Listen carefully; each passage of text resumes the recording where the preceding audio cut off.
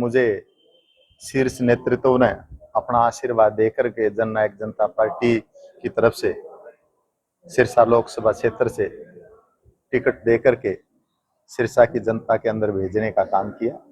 इसके लिए मैं अपने शीर्ष नेतृत्व का तहे दिल से धन्यवाद करता हूँ। डॉक्टर अजय सिंह चौटाला जी का, जो हमारी पार्टी के राष्ट्रीय अध्यक्ष है, उनका धन्यवाद करता हूँ। इसके साथ साथ हमारे पूर्व डिप्टी सीएम साहब श्री दुष्यंत चौटाला जी का तहे दिल से धन्यवाद करता हूँ।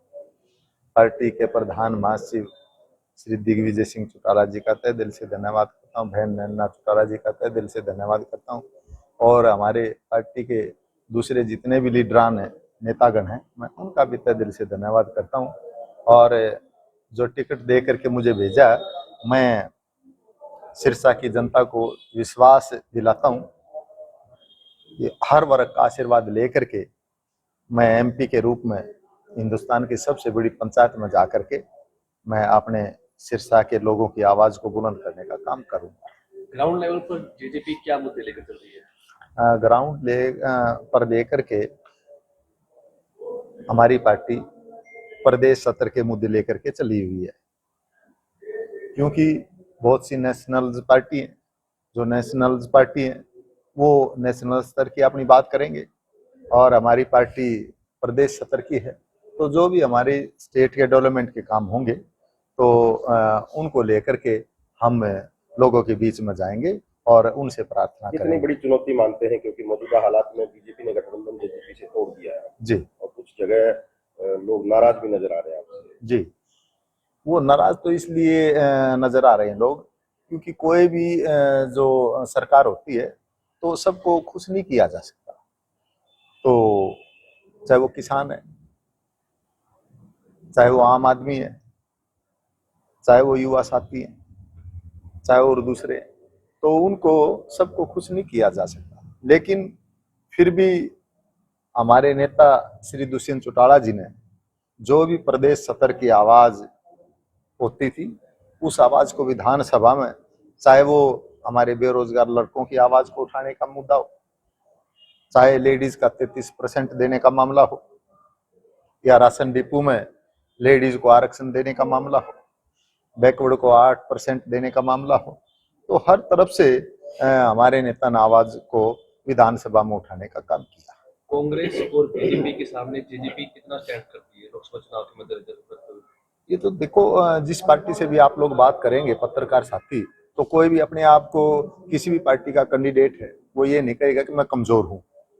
हर एक कैंडिडेट ये कहेगा कि मैं जीतूंगा, लेकिन वो तो समय बताएगा, क्योंकि जिसको जनता का आशीर्वाद मिलेगा वो हिंदुस्तान की सबसे बड़ी पंचायत में जाएगा। बात की जाए तो कल ही जो 5 सीटों पर टिकट अनाउंस हुई है, किस तरह देखते हैं 5 सीटों पर किस तरह चुनाव रहने वाला जेजेपी की तरफ से? हमारा बहुत बढ़िया चुनाव रहेगा, क्योंकि दूसरी पार्टियों को ये था कि भाई इनके पास कैंडिडेट नहीं है, इनके पास वर्कर नहीं है, लेकिन ये पार्टी तो फील्ड की पार्टी रही है। चौधरी देवीलाल जी तो हमेशा वो गरीबों में जाकर के लोगों की आवाज को उठाने वाले नेता रहे। आज उन्हीं के पद चिन्हों पर डॉक्टर अजय सिंह चौटाला जी के आशीर्वाद से हमारे डिप्टी सीएम साहब हैं दुष्यंत चौटाला जी और दिग्विजय चौटाला जी और पार्टी के अन्य नेतागण जाकर के अपने कैंडिडेट्स के लिए वोट मांगने का काम करेंगे। और केवल वोट मांगने का ही नहीं, बल्कि उनको 36 कौम का आशीर्वाद मिलेगा और हिंदुस्तान की सबसे बड़ी पंचायत में एमपी के रूप में चुन करके दिल्ली के अंदर बैठने का काम करेंगे। चुनाव प्रचार कब तक शुरू होगा?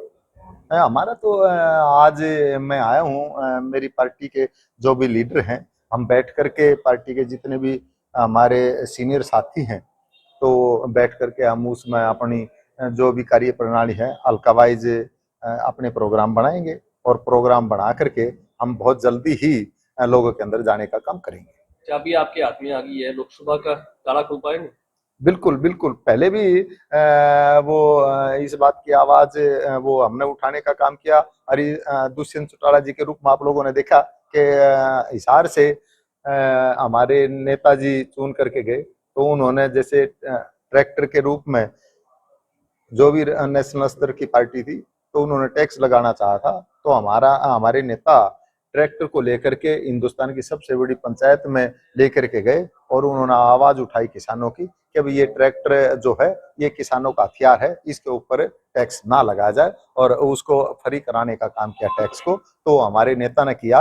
और अब तो हम 10 की 10 लोकसभा की सीटों पर लड़ने का काम करने लग रहे हैं हमारी पार्टी। और मुझे विश्वास है कि ज्यादा से ज्यादा हमारे एमपी चुन करके हिंदुस्तान की सबसे बड़ी पंचायत में जा करके हम अपनी पार्टी की आवाज को बुलंद करने का काम करेंगे। आप दावा कर रहे हैं कि जेजेपी ने किसानों के हितों को ध्यान में रखते हुए काफी योजनाएं लागू की हैं। भले ही ताऊ देवीलाल को भी किसानों का मसीहा कहा जाता था, लेकिन अब हालात के हिसाब से जेजेपी का विरोध क्यों हो रहा है? वो देखो मैंने पहले भी बताया आपको, क्योंकि जो प्रेजेंट सरकार होती है तो उसमें सभी को खुश नहीं किया जा सकता। और बहुत से ऐसे मुद्दे रहे हैं कि किसानों के पूर्ण रूप से वो नहीं पूरे हो पाए, लेकिन फिर भी हमारे नेता ने उनको पूरा करने का काम किया है। और जो अधूरे हैं फिर हम किसानों को विश्वास दिलाते हैं कि आने वाले समय में हम उनके मुद्दों को जो भी उनकी आवाज है उसको बुलंद करने का काम, उनके कामों को आगे बढ़ाने का काम करेंगे। बीजेपी के साथ से आज नुकसान हो रहा है आपको?